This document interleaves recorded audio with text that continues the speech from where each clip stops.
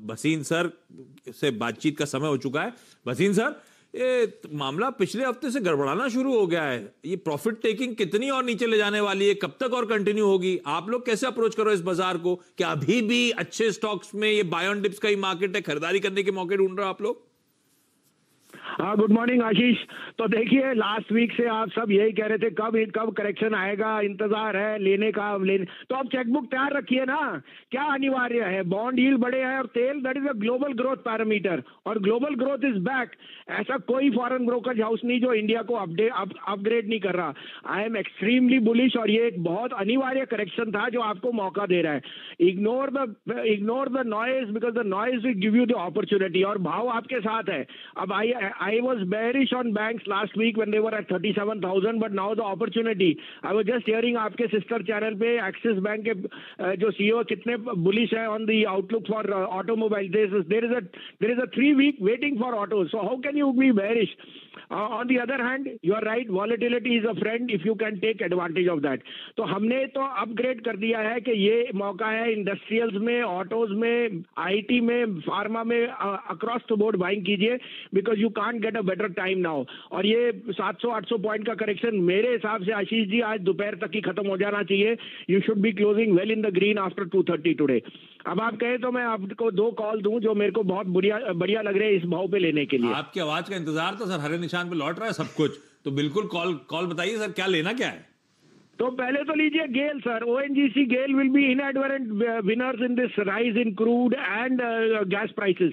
46 रुपए का भाव है गेल का, 43.5 का स्टॉप लॉस, 153 से 55 का टारगेट। और दूसरा पिक है मेरा मनपसंद गोदरेज प्रॉपर्टी, 1475 रुपए का भाव है, 1453 का स्टॉप लॉस, 1443 का स्टॉप लॉस रखिए, 1530 से 1535 का टारगेट।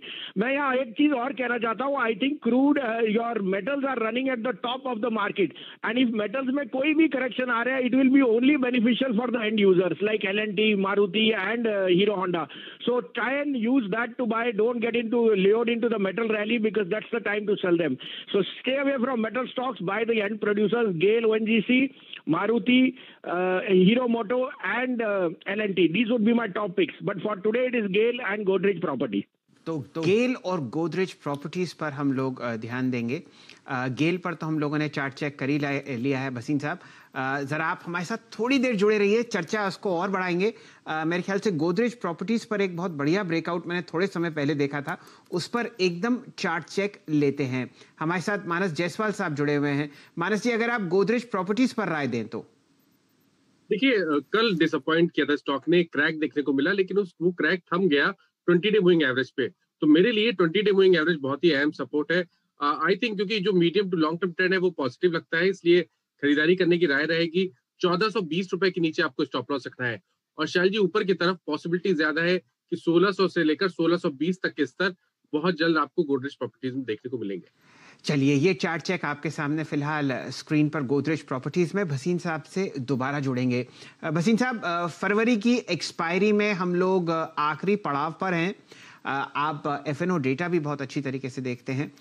कुछ मीडियम टर्म के लिए, 15 दिनों के लिए, 1 महीने के लिए कोई अच्छा स्टॉक सजेस्ट कीजिए लॉन्ग साइड पर। तो मैंने आपको कहा सर, ये correction Maruti, Sun Pharma, Wipro, HCL tech, Godrej property, GAIL, ये 5-6 स्टॉक्स बहुत मेरे। Hero Moto, how can you ignore them? They are saying that semiconductors के लिए वो प्लीड कर रहे हैं, demand is outstripping supply by miles. So I think एक आध महीने की, 15 दिन की बात है। And by the way, China के साथ बोनोमी इज बैक। सो जो आपको 200 रुपए की चीज 1000 में मिल रही थी, वो चाइना के साथ वापस ट्रेड खुल गया है, because you have seen a lot of truce at the border. So extremely bullish on the longer term, and I think this is an opportunity to get into IT, pharma and autos. ठीक, Bhasin sir बहुत बहुत धन्यवाद आपका।